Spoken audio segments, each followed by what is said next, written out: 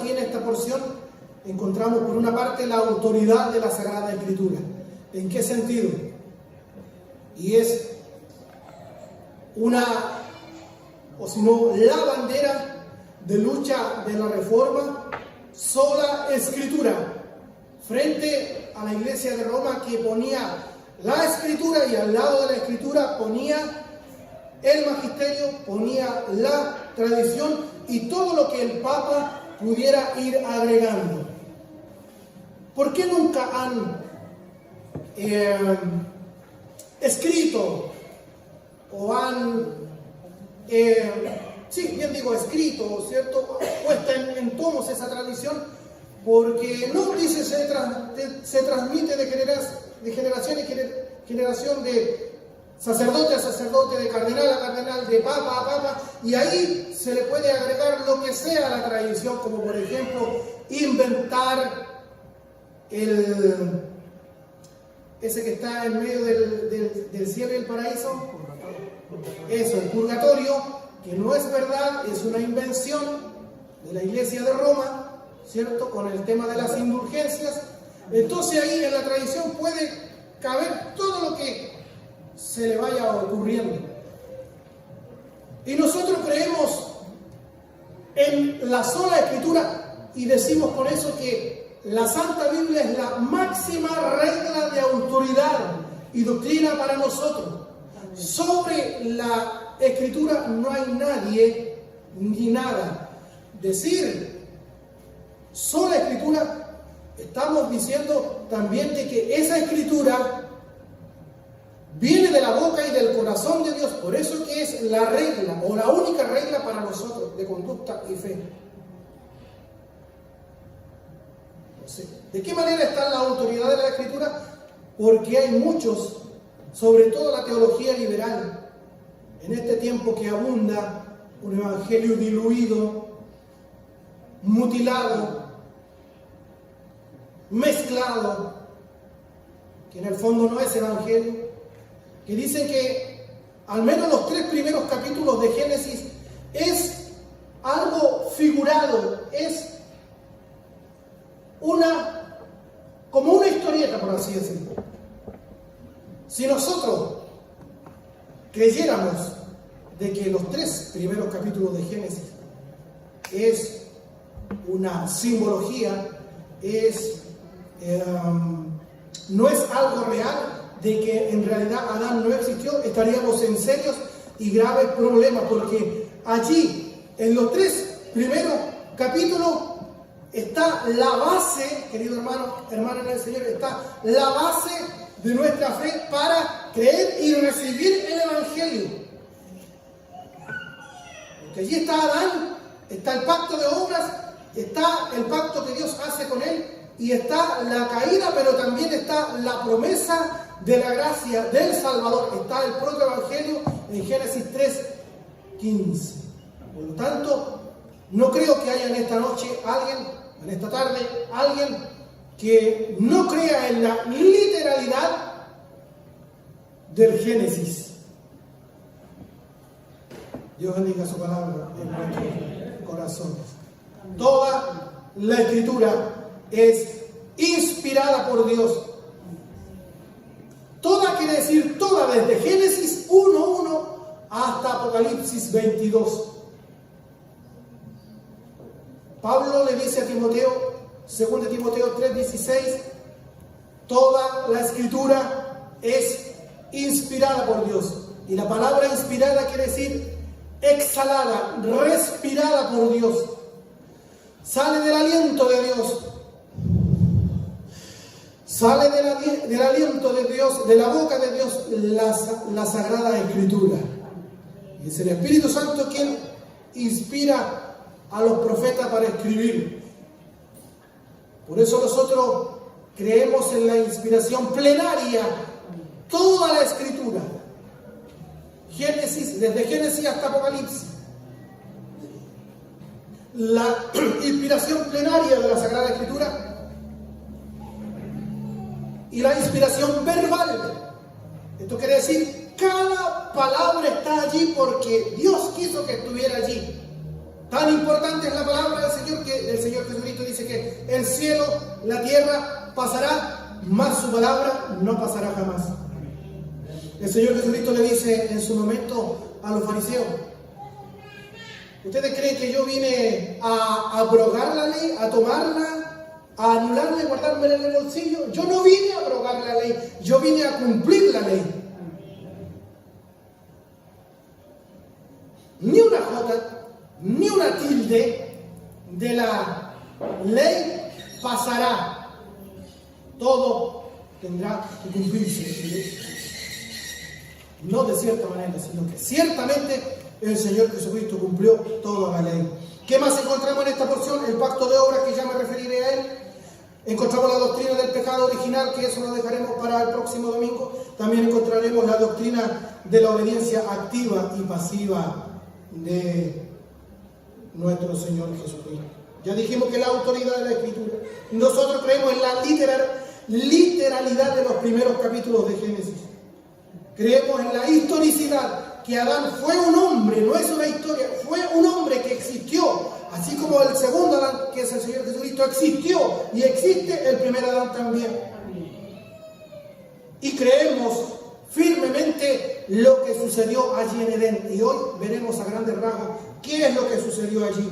Querido hermano del Señor, eso no es una metáfora, no es un cuento, no es un simbolismo, porque es demasiado importante lo que sucedió allí en los primeros capítulos. Debemos hacerle una pregunta en esta noche. ¿Por qué el pecado de Adán afecta a todos los hombres? Alguien podría preguntarse en esta tarde: pero ¿qué culpa tengo yo? ¿Por qué me culpan del pecado que cometió un fulano que nunca lo conocí? Voy a llegar al cielo y con el que menos voy a querer conversar es con Adán.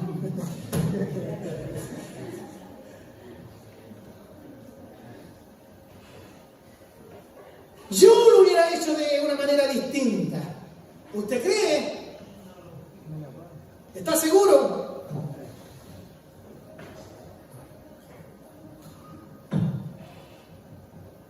¿Quién lo hubiera hecho de una manera distinta?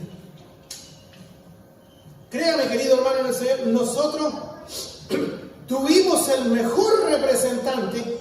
Me adelanto, desde ya, el domingo pasado, a lo mejor quizás alguien no entendió muy bien qué es lo que significa la cabeza federal. Cabeza federal quiere decir lo mismo, o es lo mismo que decir cabeza pactual. Pero no suena, según los teólogos, no suena muy bonito. Cabeza pactal, cabeza pactual. Entonces es preferible llamarle cabeza federal. O más en simple, nuestro representante legal. Entonces, Dios el Padre se entiende con dos cabezas federales o con dos representantes legales. Con el primer Adán que falló, y al pecar él pecamos todos nosotros, lo vamos a ver. ¿Y qué heredamos de él? Condenación. Y la segunda cabeza federal, el segundo Adán, Cristo, por su obediencia, por su justicia, somos justificados nosotros. ¿O hicimos algo nosotros? Así como reclamamos en Adán: ¿qué tengo que ver yo? Yo no hice nada para merecer condenación. De la misma manera, el segundo Adán, o la segunda cabeza federal, nosotros no hicimos absolutamente nada en la obediencia, no hicimos absolutamente nada en la justicia de Dios. Sin embargo, hemos sido eternamente beneficiados por la justicia del Señor Jesucristo, que se nos imputa a nosotros. ¿Me está comprendiendo? En el fondo, esa es toda la cuestión de estos versículos del 12 al 21. Es una comparación entre la obra que hizo el primer Adán, la primera cabeza federal, y la consecuencia de nuestro Señor Jesucristo, la segunda cabeza federal, nuestro representante ahora. ¿En qué sentido o de qué manera nacemos en relación con Adán? Si todos pecamos cuando Adán pecó, la pregunta que debemos hacer no es ¿cómo es exactamente pecamos? ¿Cuál es nuestra relación con Adán? ¿Qué dice el verso 12? Por tanto, como el pecado entró en el mundo por un hombre, y aquí viene la debate, una cosa lleva a la otra, un efecto dominó, así como el pecado entró como un enemigo, entra a la casa de Adán. ¿Recuerdan antes que llegara la serpiente antigua que es Satanás el diablo y habla la serpiente? ¿Usted cree, entre paréntesis, usted cree que la serpiente habló?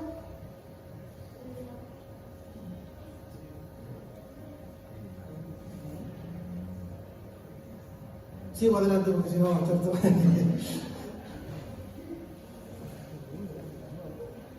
Sí, no.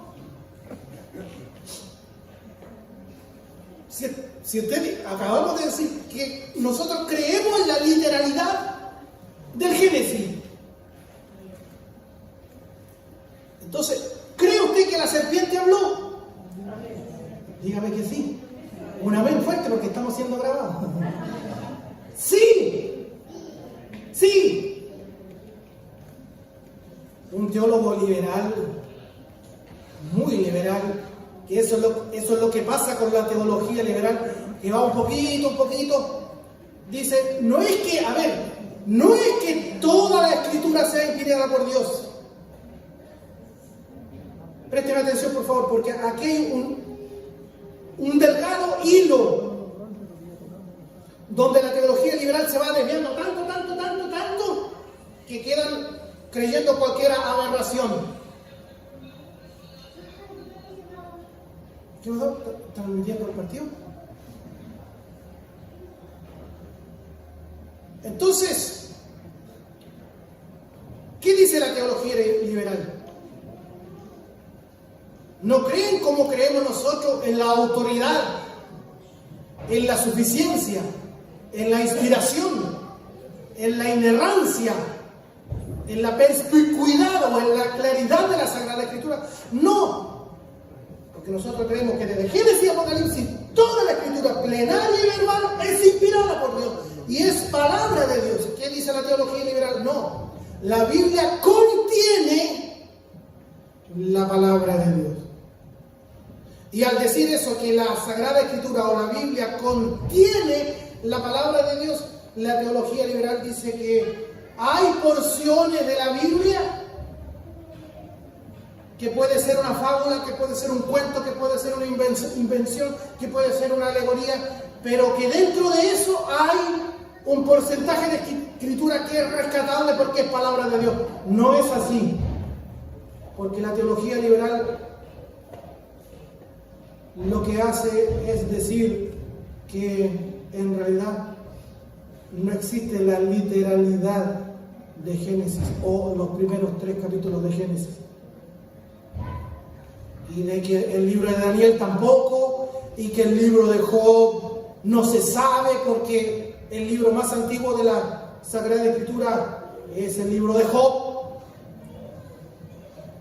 Entonces, y los evangelios,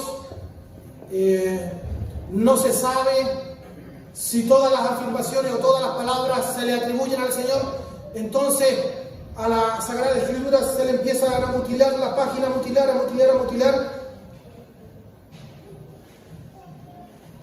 hasta que termina creyendo cualquier cosa. Entonces, por tanto, como el pecado entró en el mundo por un hombre y por el pecado la muerte, así la muerte pasó a todos los hombres por cuanto todos pecaron. Insisto en la idea. Alguien podría decir, pero ¿qué culpa tengo yo? ¿Por qué me achacan algo que yo no estuve ahí? ¿Por qué por el pecado de Adán me culpan a mí? Le voy a explicar eso. Voy a intentar de explicarlo con la gracia del Señor, que la necesito imperiosamente, porque ¿saben? Estamos sumergiéndonos en temas muy demasiado importante, profundo, no fáciles de digerir en una sola prédica. Entonces necesitamos, especialmente este pastor, usted también, la gracia, la tranquilidad para entender, y también su interés de aprender también lo necesitamos para poder recibir en esta tarde la palabra del Señor. Responder exactamente esta pregunta es fundamental, porque mal entender la manera en que todos los hombres son responsables del pecado de Adán tiene como consecuencia, a su vez, mal entender la manera en que el cristiano participa de la justicia perfecta de nuestro Señor Jesucristo. ¿Qué dice el verso 18? Así que, como por la transgresión de uno, o sea, Adán, vino la condenación a todos los hombres, de la misma manera, la misma regla, por la justicia de uno, Cristo, vino a todos los hombres la justificación de vida. Para poder entender cómo nosotros recibimos los beneficios de la obra de Cristo, primero debemos haber entendido cómo toda la humanidad recibe la culpa del pecado de Adán.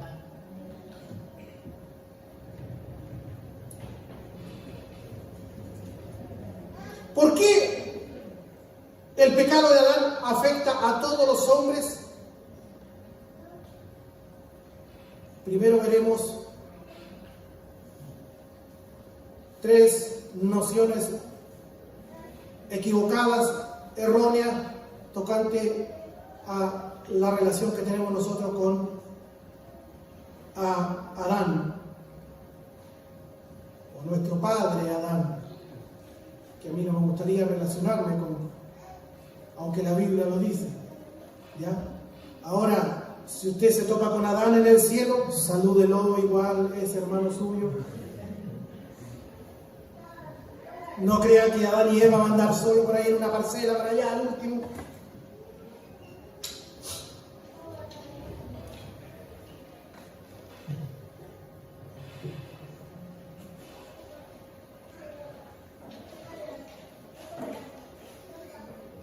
En primer lugar, algunos niegan que exista tal relación entre el pecado de Adán con la culpabilidad de dicho pecado en todos los hombres. Hubo un monje llamado Pelagio, ahí tiene un nombre, si va a tener una huevita y sale niñito, Pelagio. ¿Feo? ¿Sí? Pelayo. ¿Qué decía Pelagio? Decía esta blasfemia: el pecado que cometió Adán solo lo afectó a él, decía Pelagio. No es así. Ya hemos leído que el pecado entró al mundo por un hombre. Y por el pecado entró la muerte, por cuanto todos pecaron. ¿Quién dice eso? ¿Dónde lo hemos leído? Lo acabamos de leer. ¿Dónde? Romanos 5:12. Entonces, señor Pelagio, fuera con su herejía. ¿Qué decía Pelagio? El pecado que cometió Adán solo lo afectó a él. Su descendencia no se vio en nada afectada por su pecado. Solo fue un mal ejemplo. Si hubiera sido un mal ejemplo, tremendas consecuencias que tenemos por el pecado de Adán hasta el día de hoy. Un gran pensador. Cuando nosotros estábamos en enseñanza media, nos enseñaban historia universal, filosofía. Estudien a Jean-Jacques Rousseau. ¿Qué decía el señor Rousseau? El hombre nace bueno. Lo que pasa es que la sociedad lo corrompe. Uno de los padres de la cultura norteamericana, John Locke, también decía lo mismo. El hombre es básicamente bueno. Lo que pasa es que hay algunas veces que hace cosas malas. El señor Rousseau decía, el hombre nace bueno. Lo que pasa es que la sociedad lo corrompe. ¿Qué opina de eso usted? Puede que sí, puede que no.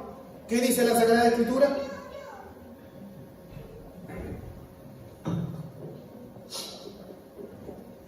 Romanos capítulo 3. No hay justo, ni aun uno. No hay quien entienda, no hay quien haga lo bueno. Todos se desviaron. A una se hicieron. ¿Qué se hicieron? Inútiles. ¿Están conversadores hoy día? No dice la Escritura que el hombre es esencialmente bueno, que hace algunas cosillas malas. Todo lo contrario, el hombre es malo. Galla mala de Enzo. ¿Ha escuchado usted cuando su amiga dice, Galla, esta es mala de Enzo? ¿Qué significa ser malo de Enzo? Todos somos malos de Enzo. ¿Cómo alguien va a ser malo de afuera?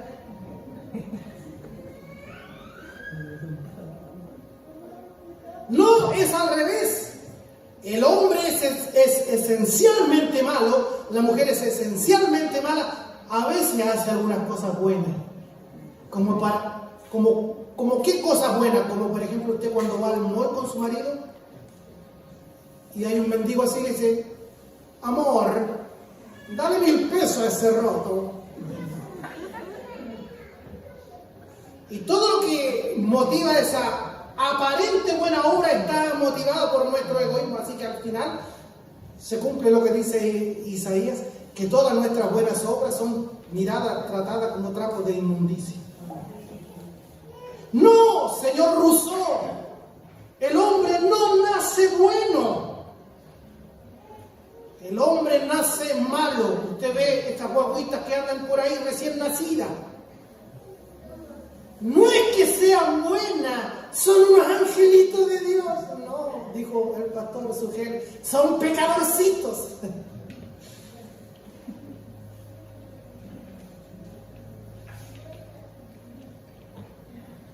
No, señor Rousseau, el hombre no nace bueno. No es que la sociedad lo corrompe. Es que lo que pasa es que nuestro representante legal, Adán, falla el pacto de obra, me estoy adelantando, falla el pacto de obra y afectó con su pecado, con su desobediencia a todos los que venían detrás. Y cuando Adán estaba pecando, usted y yo estábamos pecando. Por eso ni se le ocurra calle la boca al decir yo lo hubiera hecho mejor que Adán. ¿En serio? Adán era el mejor representante que teníamos nosotros. 9 de paquete. Con toda la bendición de tener relación y comunión con Dios. Estaba puesto en el huerto del Edén con todas las condiciones favorables. Era el mejor representante que usted y yo podíamos pedir. Sin embargo, él se equivocó, fracasó, pecó y la condenación cae sobre él, su esposa, sus hijos y de ahí para adelante para nosotros. Usted y yo lo hubiéramos hecho mejor que Adán, querido hermano en el Señor. ¿O sí? ¿No, cierto? Hay un cantante que se dice cristiano. Solamente voy a dar las iniciales, usted se va a dar cuenta al tiro. Empieza con Jesús Adrián y termina con Romero.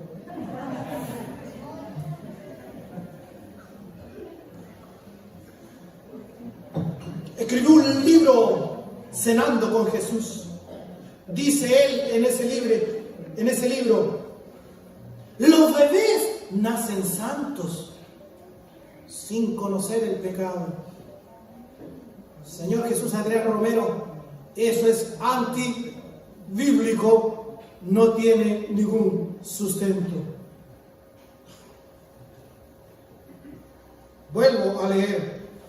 el verso 12. Por tanto, como el pecado entró en el mundo por un hombre, Adán, y por el pecado la muerte, así la muerte pasó a todos los hombres por cuanto todos pecaron. Toda la raza humana pecó. Todos estos niños que los ve usted inocentes, carita de angelito,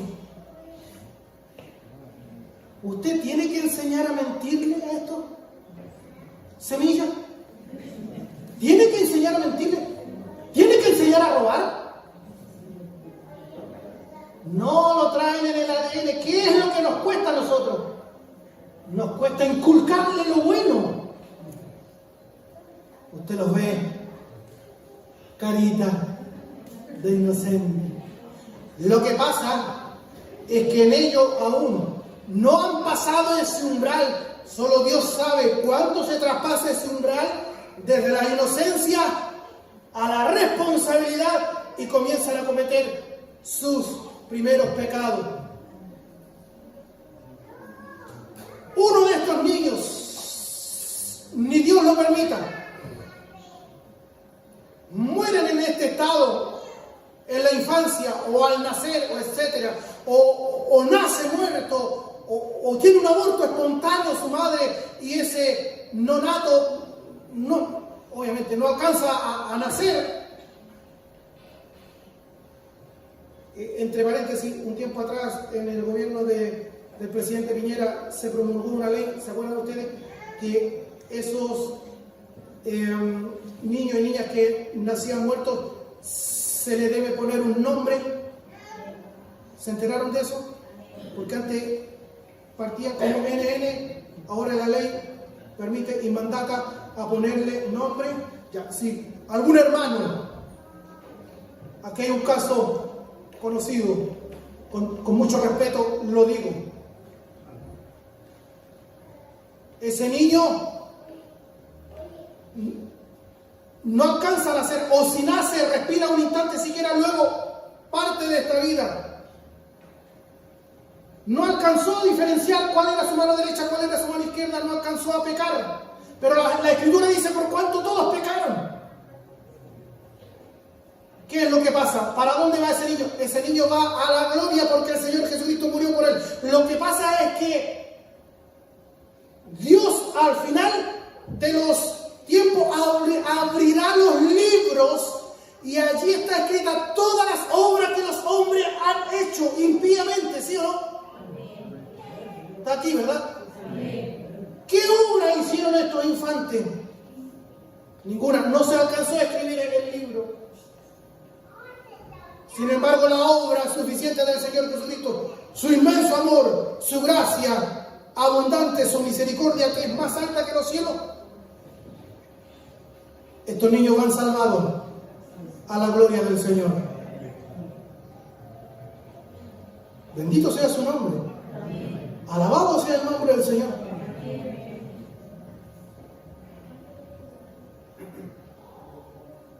Entonces, no, Señor Jesús Adrián Romero, los bebés no nacen santos sin conocer el pecado. Traen esa consecuencia, la culpabilidad, esa condenación que les acarreó la primera cabeza federal, es a saber, Adán. Otros enseñan que Dios no nos considera culpables del pecado de Adán, sino que nos considera culpables de pecado por poseer una naturaleza corrupta que heredamos de Él. Repito eso. Hay algunos que creen que así nos mira el Señor.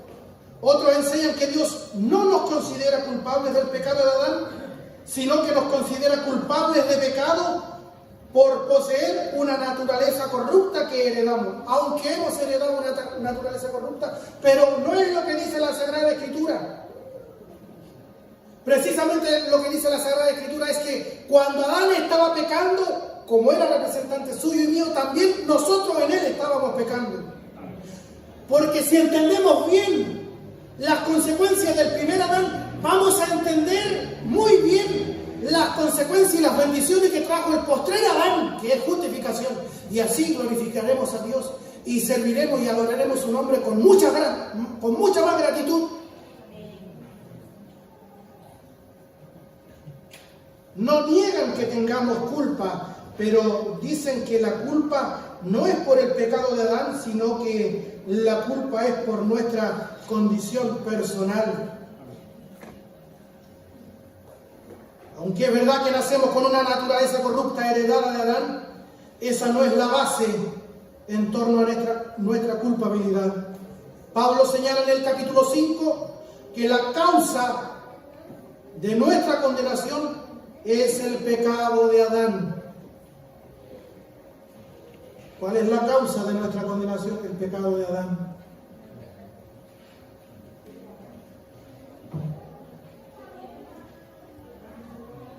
Y no la naturaleza que ahora poseemos.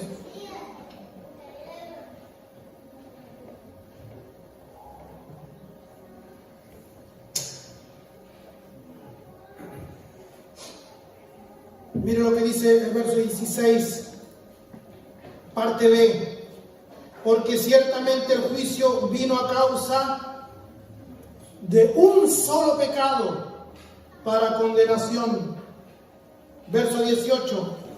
Así que como por la transgresión de uno vino la condenación a todos los hombres. Verso 19. Porque así como por la desobediencia de un hombre, los muchos fueron constituidos pecadores. La Escritura señala claramente que es en el pecado de Adán que se nos considera culpable, no en nuestra condición pecaminosa que poseemos.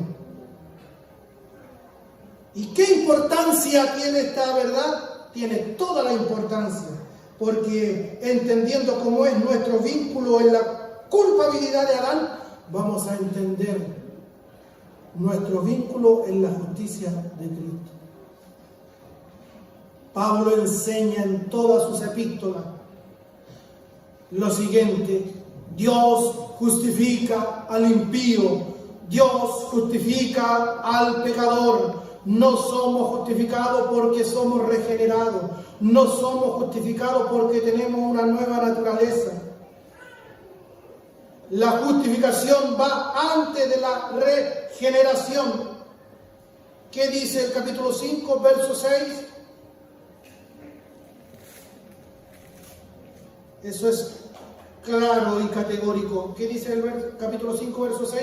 Porque Cristo, cuando aún éramos débiles, ¿débiles para qué?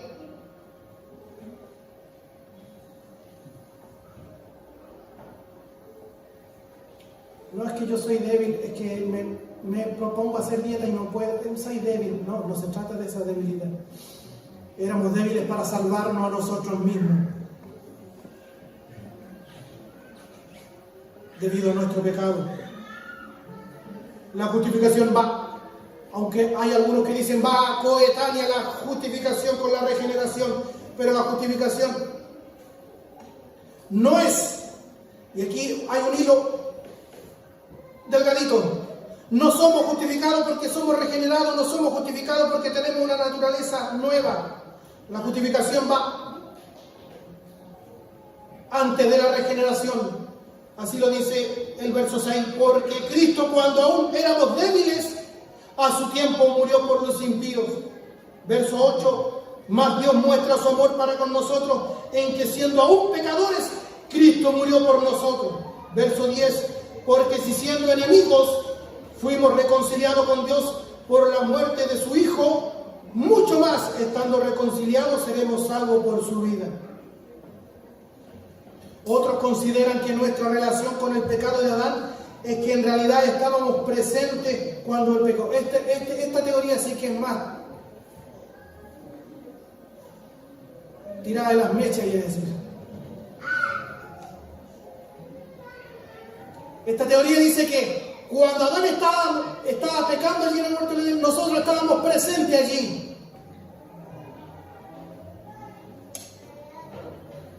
Usan el pasaje de Hebreos capítulo 7, del 9 al 10. Hebreos 7, del 9 al 10.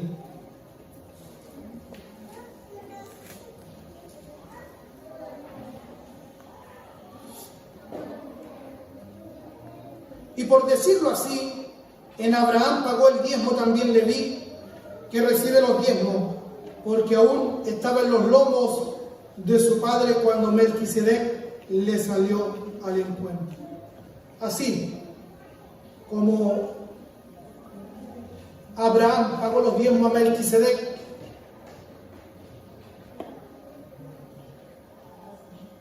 y en la persona de Adán pagaron los diezmos los levitas. De la misma manera, dicen ellos, cuando Adán estaba pecando, todos nosotros estábamos presentes allí en el huerto de Edén. Entonces, ¿en qué sentido la humanidad es culpable en Adán por su pecado? Y comenzaremos a verlo. ¿De qué manera es culpable toda, pero absolutamente toda la humanidad, incluso la guaguita chiquitita?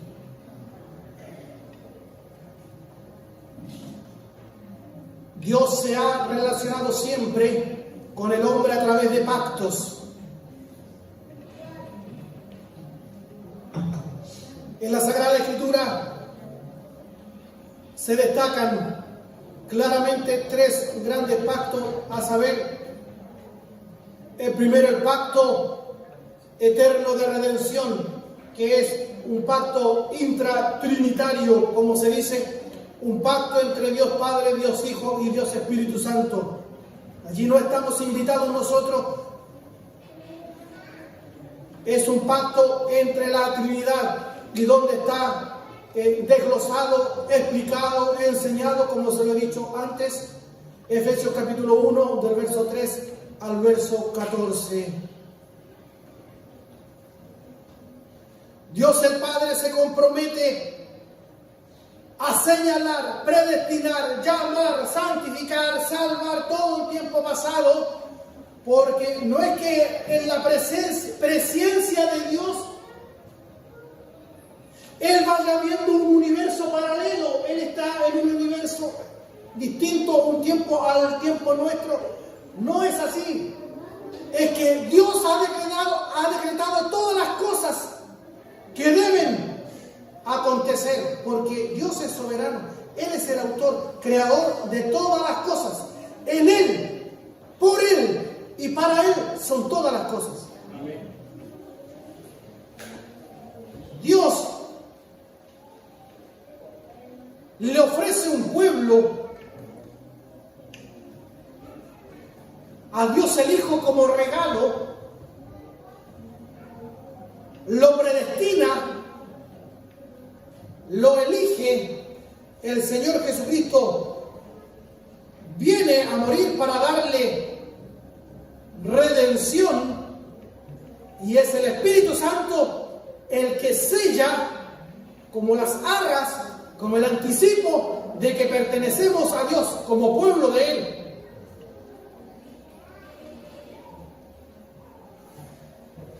Aparte del pacto de redención, está el pacto de obra que Dios hace con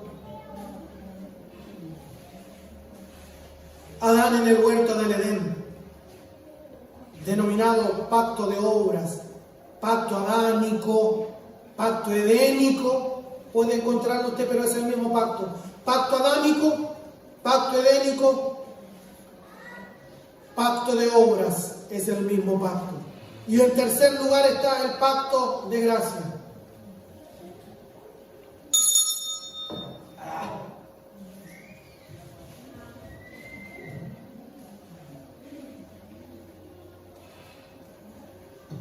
Vamos despertando, chiquillos. Vamos, eso. Aplaudir. De pie.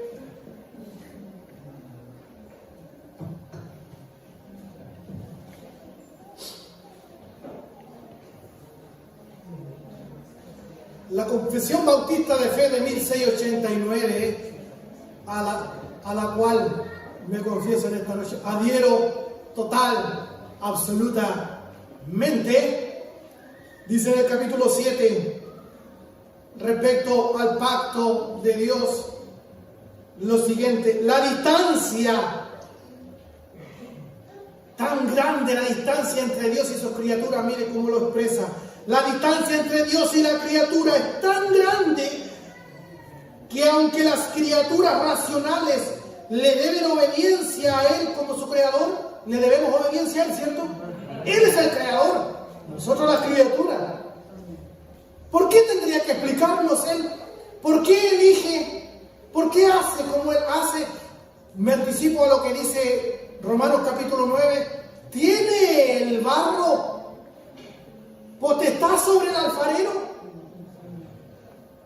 Por favor, nosotros somos criaturas. Él es el dueño de todas las cosas. Entonces la distancia entre Dios y la criatura es tan grande que aunque las criaturas racionales le deben obediencia a Él como su creador, sin embargo nunca habrían podido alcanzar la recompensa de la vida, a no ser por alguna condescendencia voluntaria de parte de Dios, la cual Él se complació en expresar por medio de un pacto. Esa condescendencia de Dios se ve reflejada en que se ha querido relacionar con el hombre a través de pactos. Por eso el que dice, no, yo me entiendo con Dios a mi manera, ese es ignorante de la punta del pelo a la punta de la uña del pie. Jamás nosotros nos vamos a relacionar con Dios fuera del pacto de gracia. Nosotros somos criaturas. La diferencia es tan grande, tan abismal con nuestro Creador,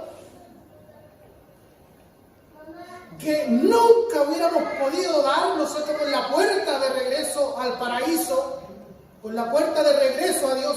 Por eso Dios ha querido en un acto sublime de amor, de gracia, de misericordia, de condescendencia, acercarse a nosotros por medio de un pacto. Además, habiéndose el hombre colocado a sí mismo bajo la maldición de la ley, aludiendo a Adán, que falló el pacto de obras, a causa de su caída, agradó al Señor hacer un pacto de gracia, en el cual ofrece gratuitamente vida y salvación a los pecadores por medio de Jesucristo, exigiéndole fe en Él para que puedan ser salvos y prometiendo dar su Espíritu Santo a todos aquellos que han sido ordenados para vida eterna. No todas las personas han sido ordenados para vida eterna. Cuando usted toma el libro de los Hechos, el libro histórico que relata la expansión de la iglesia, la predicación de la Gran Comisión, la predicación del Evangelio, usted encuentra esta frase: el Señor añadía a su iglesia los que iban a ser salvos. ¿Quiénes? Todos los que estaban ordenados para salvación.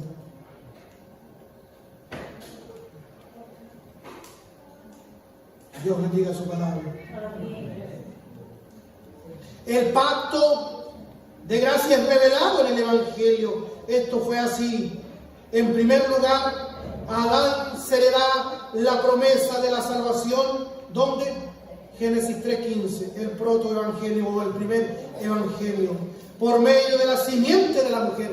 Y ya hemos dicho en otras ocasiones que la palabra simiente en singular, no simientes como plural, en forma plural, y esa simiente, Pablo dice, se toma de esa palabra, simiente. ¿Se da cuenta que toda la escritura es inspirada?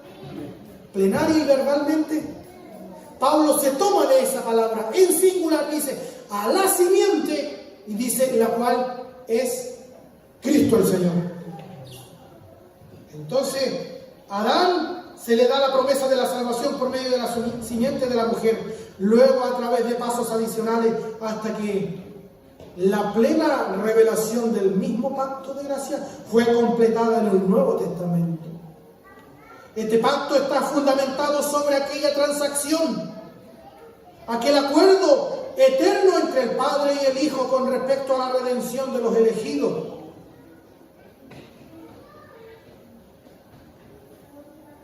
¿Por qué no se menciona el Espíritu Santo acá? No es que no sea menos importante, es que se está refiriendo a esa redención que tenía que hacer el Señor Jesucristo en el altar de la cruz. Es solo a través de la gracia de este pacto que los salvos de entre los descendientes del Adán caído han obtenido vida y bendita inmortalidad. Siendo el hombre ahora absolutamente incapaz de ser aceptado por Dios según los términos bajo los que Adán vivió en su estado de inocencia. Y Cristo como el mediador, eso lo estamos viendo en la carta a los hebreos, o los que están asistiendo a las escuelas dominicales están recibiendo una riqueza maravillosa, gloriosa, que se está armando aquí en su cabecita, en su corazón, ¿cierto? El esquema del Evangelio, y van entendiendo, y a medida que van entendiendo, tienen más humildad, se tiran más a tierra, adoran diferente, cantan diferente, entran por el templo de manera diferente, oran diferente, se sientan diferente, porque saben que a Dios le debemos mucho, le debemos la salvación, le debemos la vida eterna.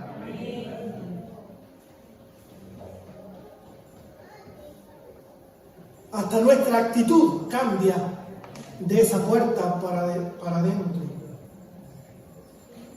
Y de Cristo el mediador, que dice, agradó a Dios en su propósito eterno escoger y ordenar al Señor Jesús, su Hijo unigénito, según el pacto hecho entre ambos, el pacto eterno de redención, para ser el mediador. ¿Qué significa la palabra mediador? Dos partes están enemistadas, ¿cierto? El mediador hace el puente. De ahí viene la palabra pontífice o sumo pontífice, quiere decir puente, y no está allá en Roma. El puente no está en Roma, el sumo pontífice no está en Roma, sino que el pontífice nuestro, el puente nuestro, el mediador nuestro está, en la mañana lo aprendimos. ¿Dónde está? A la diestra de Dios el Padre, sentado. Porque dijo en la cruz, tetelestai, consumado es. Y nuestro sumo sacerdote, nuestro mediador, puede salvar perpetuamente a los que por medio de Él, a los que por medio de Cristo se acercan a Dios el Padre. Hebreos 7, 23 al 25. Y como puede salvar perpetuamente, nuestra salvación es absoluta, es firme, es segura, es eterna, porque Él vive para siempre para interceder por nosotros. Entonces nuestra salvación, la seguridad de nuestra salvación, no estriba en usted, no estriba en mí, porque si dependiera de usted, si dependiera de mí, querido hermano del Señor, míreme para acá, si dependiera de usted, dependiera de mí, todos los días nosotros perderíamos nuestra salvación.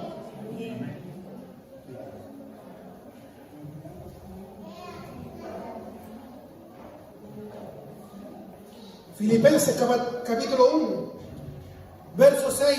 Estando persuadido de esto, dice el apóstol Pablo, que el que comenzó en vosotros la buena obra, la perfeccionará. Dios hace la obra desde el principio hasta el final. Dios hace la obra al principio, sigue haciendo la obra al medio, terminará la obra al final en nuestra glorificación. Entonces agradó a Dios en su propósito eterno escoger y ordenar al Señor Jesús, su Hijo unigénito, según el pacto eterno entre ambos, para ser el mediador entre Dios y el hombre. ¿Qué más?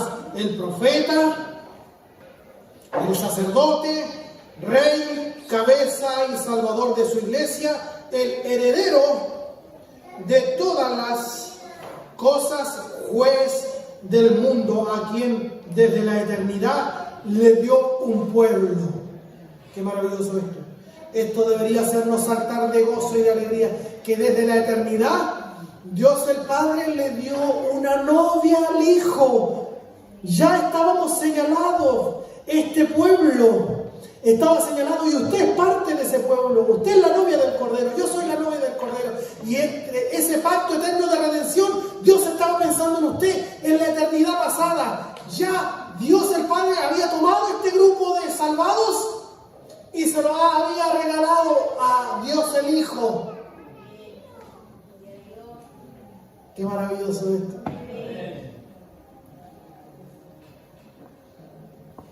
Y Dios el Hijo viene a rescatarnos, a cumplir la obra toda suficiente, salvadora, en el altar de la cruz. El heredero de todas las cosas y juez del mundo, a quien desde la eternidad le dio un pueblo para que él fuera su simiente y para que fuera redimido, llamado, justificado, santificado y glorificado por Él en el tiempo.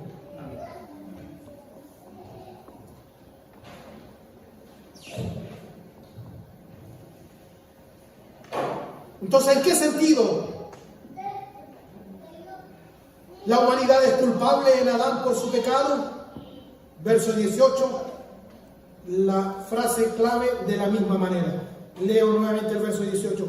Así que, por la transgresión de uno, Adán, vino la condenación a todos los hombres, de la misma manera, por la justicia de uno, o sea, Cristo, a todos los hombres la justificación de vida. La obra de Adán recae de la misma manera en aquellos que están unidos a él, su descendencia, la humanidad entera. De la misma manera que la obra de Cristo recae en aquellos que están unidos a Él, aquellos que por la fe confían su existencia en Él. Verso 14 dice que Adán es figura del que había de venir, nuestro Señor Jesucristo. Adán representaba a su descendencia, toda la humanidad. Jesucristo representa a los que el Padre le dio desde antes de la fundación del mundo.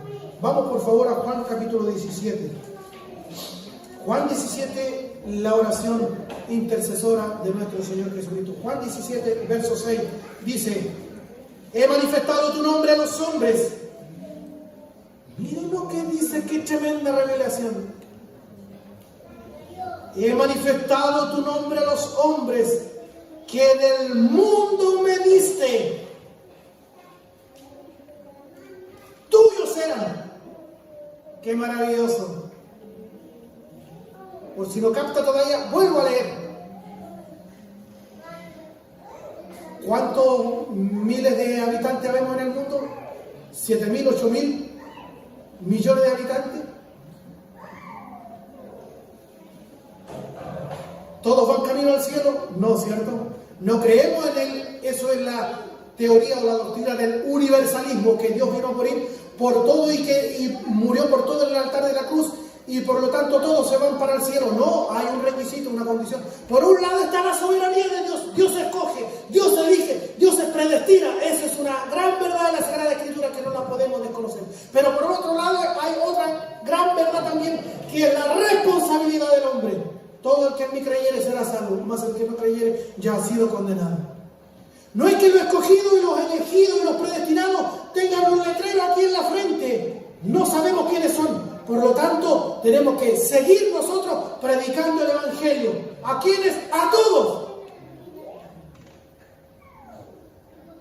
Y llegarán aquí lo que Dios tiene escogido, lo que Dios tiene predestinado. Miren lo que dice Juan 17, 6. Orando, mejor dicho, el Señor Jesucristo con el Padre, antes de ser alzado al cielo. He manifestado tu nombre a los hombres que del mundo me diste. Dios viene, ya estábamos señalados antes que naciéramos, antes que hubiera tiempo, antes que hubiera mundo, antes que hubiera cosmos. Dios había predestinado, Dios había señalado, Dios había llamado, Dios había justificado, Dios había salvado, Dios había glorificado un pueblo, usted y yo.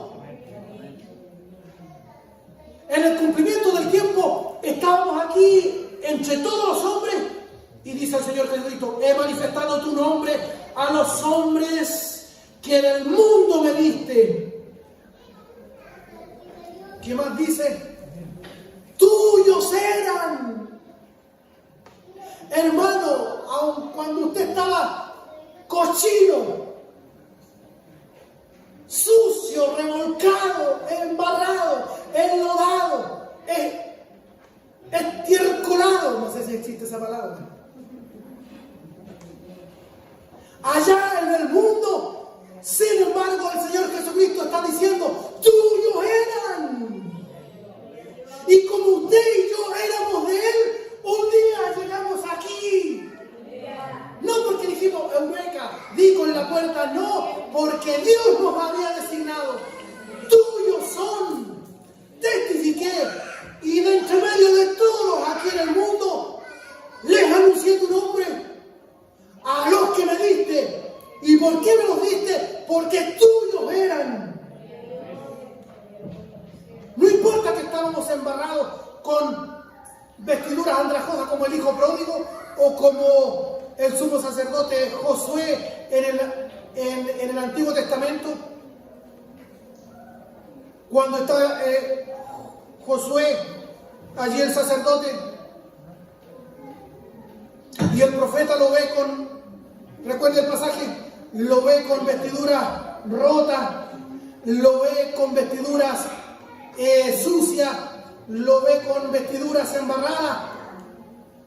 La tradición antigua,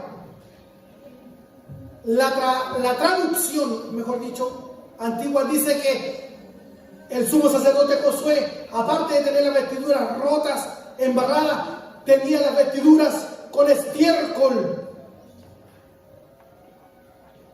Así estábamos nosotros. Sin embargo, de todas maneras, le pertenecíamos a Dios. Por eso que un día pasó frente a nosotros y nos dijo, vive, vive, vive, vive. Y llegamos aquí. Y aunque usted dijo, voy a ir a probar un mes, voy a probar a ver qué onda el pastor. Y aquí ha permanecido. Y aquí vamos a permanecer. Porque pertenecemos a Dios. He manifestado tu nombre a los hombres que del mundo me diste. Tuyos eran y me los diste. Es una conversación entre Dios Hijo y Dios Padre. Tuyos eran y me los diste. Y han guardado tu palabra. Verso 9. Yo ruego por ellos, por usted y por mí. No ruego por el mundo.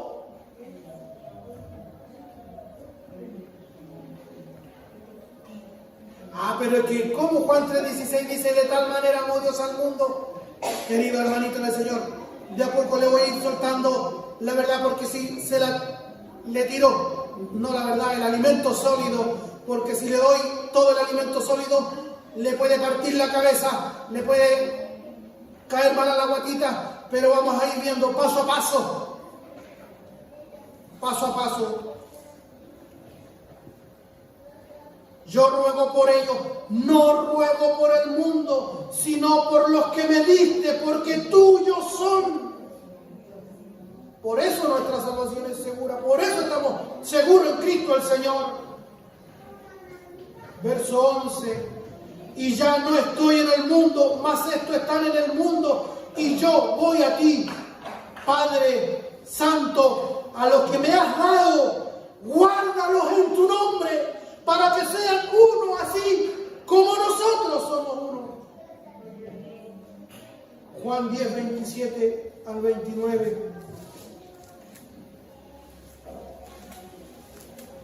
Mis ovejas oyen mi voz y yo las conozco y me siguen y yo les doy vida eterna. Dice su Biblia allí, y yo les doy vida eterna. Dice su Biblia, chequee su Biblia, porque si su Biblia no dice eso, lo autorizo para que llegue a la casa, prenda la chimenea y haga fuego con esa Biblia. Pero si su Biblia dice lo que dice mi Biblia en el verso 28, y yo les doy vida eterna. Crea esa palabra, es vida eterna, y no perecerán jamás, ni nadie las arrebatará de mi mano. Tuyo eran, tú me los diste, en el mundo estaban, mis ovejas oyen mi voz, no perecerán jamás. Yo les doy vida, y vida en abundancia, vida eterna. No perecerán jamás, ni nadie las arrebatará de mi mano. Mi Padre que me las dio es mayor que todos, y nadie las puede arrebatar de la mano de mi Padre. Yo y el Padre uno solo somos.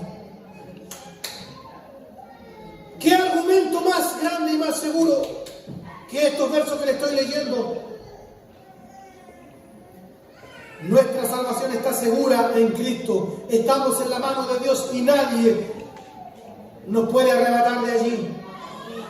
Así que gócese en el Evangelio, disfrute el Evangelio, pásela bien en el Señor. Deposite su confianza y fe en el Señor Jesucristo, no en su capacidad. Aun cuando Dios nos da la capacidad a través de su Santo Espíritu para perseverar. Porque una persona que ha sido salvada persevera. ¿Hasta cuándo? Hasta el 2030, porque ahí viene, ¿cómo llaman la agenda globalista?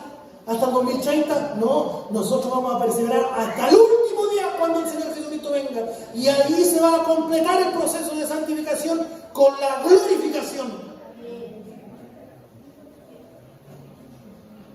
Y hasta el último día vamos a luchar con el pecado y vamos a luchar con esta carne que tanto cuidamos, que hacemos abdominales para tener caluga, que no nos comemos todos los postres para un verano sin polera y que no, amado, no, oye, estoy avanzando, yo no puedo estar tan bien.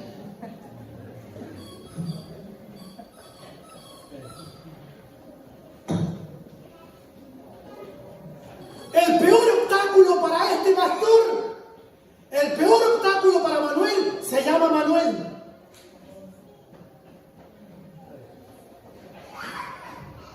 El peor obstáculo para Daniel se llama Daniel. El peor obstáculo para Carlos se llama Carlos. El peor obstáculo para Luis se llama Luis. El peor obstáculo para Alejandro se llama Alejandro. El peor obstáculo para Alan se llama Alan. El peor obstáculo para Eduardo se llama Eduardo. El peor obstáculo para Remigio se llama Remigio. Aunque tire portero no te salva ahí. El peor obstáculo para Claudio se llama Claudio. Y así póngase su nombre usted. Vamos a dar la pelea hasta el último día. Pero, como dice Romanos 8, y sabemos que a los que aman a Dios, todas las cosas, buenas y malas, les redundan para bien. Ante todas estas cosas somos más que vencedores por medio de aquel que nos amó. Dios nos dará la capacidad a través de su Santo Espíritu para vencer, porque ya no somos esclavos del pecado. El Señor nos libertó. Por eso hay alguno que se crea que está listo, que topó techo aquí, que ya es santo y que le faltan las alas para llegar, pase para acá y le damos, lo ungimos entre todos. No, bájese de ese pedestal, bájese rapidito por favor. Aquí la honra, la gloria y la alabanza es entera para Él. El centro de nuestro servicio, de nuestro culto es Él. Porque si yo voy a salir para acá para adelante a aplaudir para que todos me vean, quédese sentado mejor. Usted no es el centro es nuestro Salvador, nuestro representante, porque en Él, para Él, son todas las cosas. A Él le debemos la salvación y la vida eterna.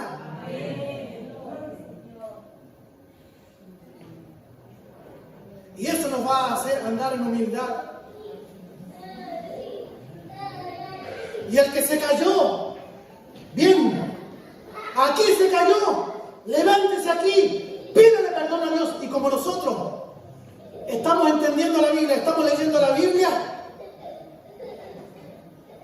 no le vamos a dar con la puerta en la nariz a usted. No vamos a decir, mira quién viene llegando. Apuesto que va a pasar adelante. No. Porque todos estamos en este cuerpo luchando. Todos estamos siendo santificados todos los días. Recuerde el cincel, recuerde el martillo, y el Espíritu Santo nos está moldeando todos los días a la imagen del Señor Jesucristo.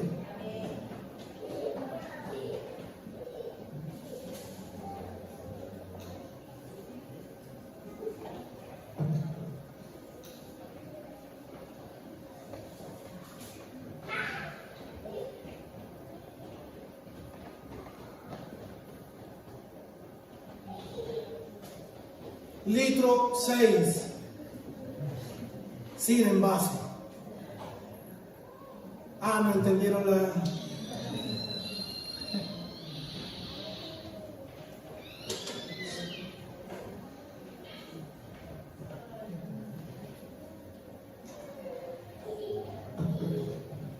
No diga usted como la hermana, tengo tanto gozo, pero tanto gozo, pero tanto gozo, que le estoy pidiendo al Señor que me quite un poco de gozo. ¿A dónde, hermana? Soy tan humilde, pero tan humilde, pero tan humilde. Si aquí hacen un concurso, saco el primer lugar. Nosotros somos humildes, ¿sabe hasta cuándo? Hasta el primer problema que tengamos entre nosotros. Ahí demostramos quiénes somos. ¿Cierto? Porque ahí sí nos tocan a nuestros hijos. Ahí me van a conocer realmente quién soy, ¿cierto? Decimos eso, ¿no?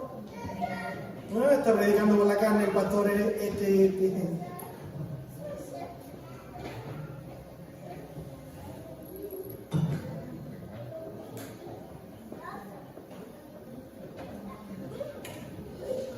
Estamos casi a punto de terminar la primera hora. ¿Qué fue lo que hizo Cristo para sacar a los suyos de la situación de muerte por su relación con Adán? Mateo capítulo 26, por favor. Esto es lo que hizo el Señor Jesucristo. Mateo 26, 26 al 28.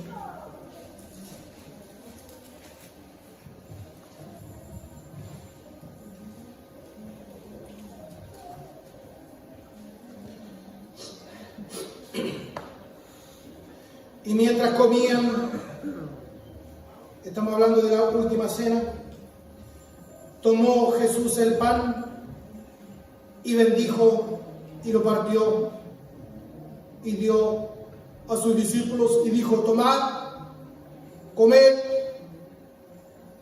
esto es mi cuerpo. Y tomando la copa y habiendo dado gracias, les dio diciendo: bebed de ella todos, porque esto es mi sangre del nuevo pacto, que por muchos es derramada para remisión de los pecados. Cristo el Señor hizo un nuevo pacto. Reemplazaba uno anterior. ¿Cuál?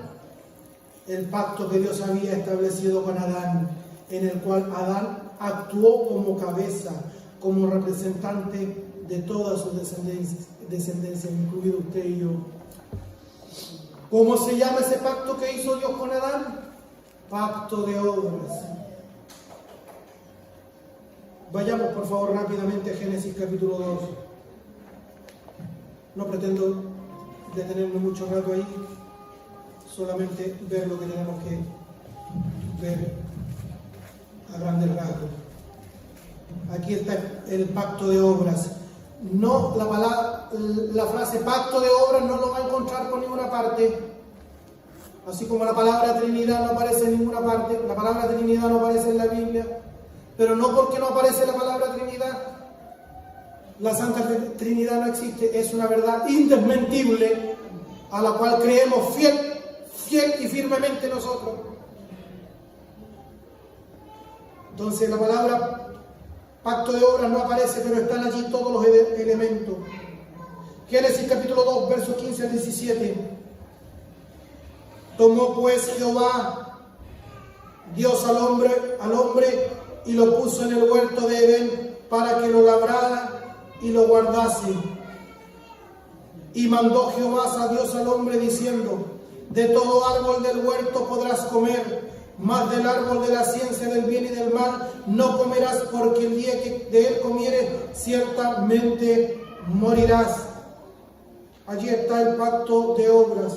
Están claramente establecidas las partes. ¿Entre quién se hace este pacto de obras? Entre Dios y Adán. No es entre Adán y Eva, perdón, no es entre Dios y Eva. No es por ser machista. No. Las partes están claramente establecidas, Dios y Adán. ¿Cuál es la condición? Obediencia. ¿Cuál es la condición? No comer del árbol de la ciencia del bien y del mal. Entonces están las partes, Dios y Adán, está la prohibición, la condición, y están las promesas explícitas e implícitas. La promesa explícita: si desobedecieres, morirás. Y Adán muere en todo sentido. Aun cuando usted puede ver que quedó vivo, vivió muchos años. Sin embargo, muere allí, porque queda total y absolutamente separado de la comunión con Dios. Porque en definitiva, y la realidad, la muerte segunda o la muerte eterna es eso: vivir eternamente separado de la presencia de Dios. Alguien podría pensar que todos los perdidos en el infierno van a estar lejos de la presencia de Dios. Todo lo contrario. Allí en el infierno la presencia de Dios estará tan vívida, vigente, presente, que eso va a ser un tormento para ellos, que ellos podrían haber creído en Él y tuvieron la oportunidad, y por su responsabilidad están allí pagando eternamente por su pecado.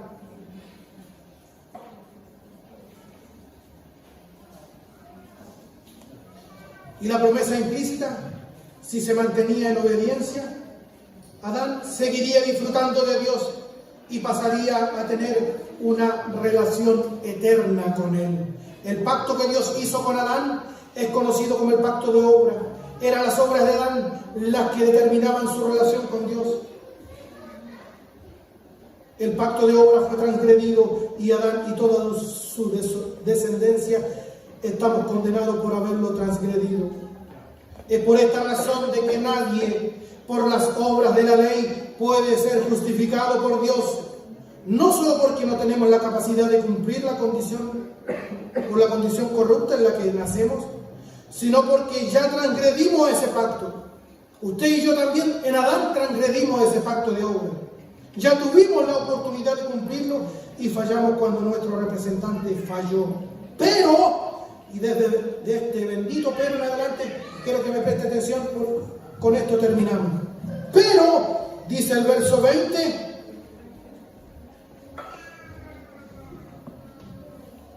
cuando el pecado abundó, sobreabundó la gracia.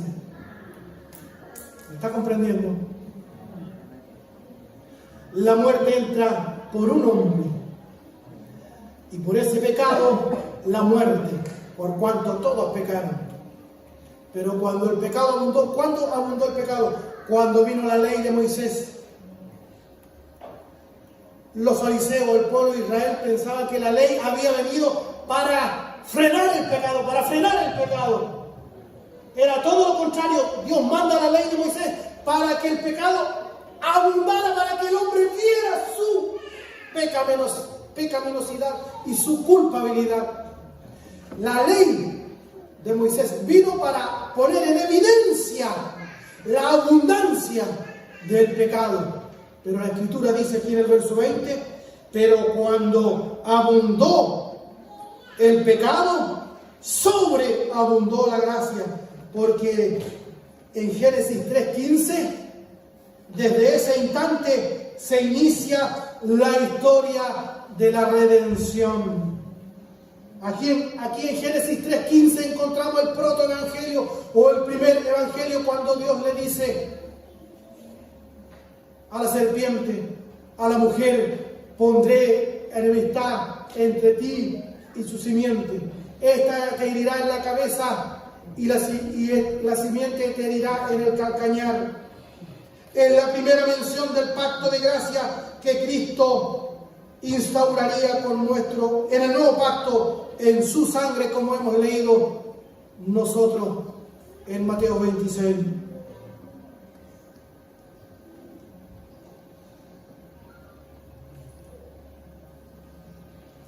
Podemos ver que en el mismo Génesis, la gracia actuando cuando Dios, al expulsar a Adán y Eva del paraíso, sacrifica unos animalitos, saca sus pieles y los viste. Dígame usted, ¿acaso eso no es gracia? Vestir la desnudez y el pecado del pecador en esas víctimas,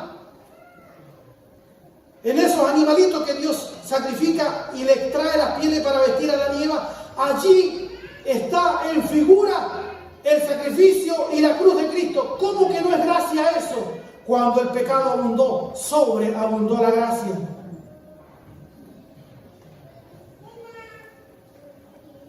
Y cuando vemos el arca de Noé, vemos el evangelio, vemos la gracia. Y cuando vemos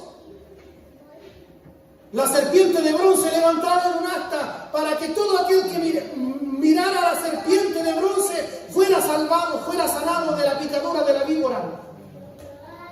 Eso no es gracia, eso no es evangelio. Cuando el pecado abundó, sobreabundó la gracia.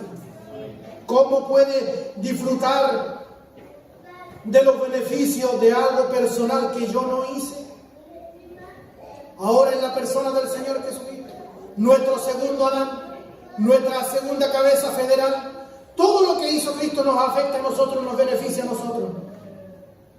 Por la desobediencia de Adán, condenación. Por la obediencia de Cristo, justificación, santificación, salvación, glorificación. ¿Cómo podemos disfrutar de los beneficios de algo que personalmente yo no hice? Respuesta: Jesucristo actuó en representación de todos los que creen en Él. Termino. Le hago una pregunta. ¿Cree usted realmente en Jesucristo como su Señor, su Salvador? Pues bien, Jesucristo actuó en representación suya. Este es el bendito evangelio de nuestro Señor Jesucristo. Es por esta razón que los hombres nacemos culpables por el pecado de Adán, porque era nuestro representante legal. Eso lo he dicho ya hasta la saciedad. Y es por esa razón que los cristianos somos libres de la culpa y llenos de la justicia por la obra de nuestro representante legal, que nos es imputada, acreditada, la obra de nuestro bendito Señor Jesucristo. La raza humana se resume entre dos Adanes. El primer Adán fue la cabeza federal de la humanidad bajo el pacto de obra. El segundo Adán, Cristo, es la cabeza federal de todos los creyentes bajo el pacto de gracia instituido en el nuevo pacto. Así como el pecado de Adán fue legal y efectivamente nuestro pecado, así también la obediencia de Cristo es legal y efectivamente la justicia de todos los creyentes. Repito eso porque es demasiado importante. Demasiado importante. Así como el pecado de Adán fue legal y efectivamente nuestro pecado, así también la obediencia de Cristo es legal y efectivamente la justicia de todos los creyentes. Y esta es la base que Pablo utiliza para enseñarnos que nuestra salvación es absolutamente segura. Y el que duda de su salvación es porque no ha entendido la historia de la redención. Dios bendiga su bendita palabra en nuestro corazón. Hasta aquí. Oremos al Señor.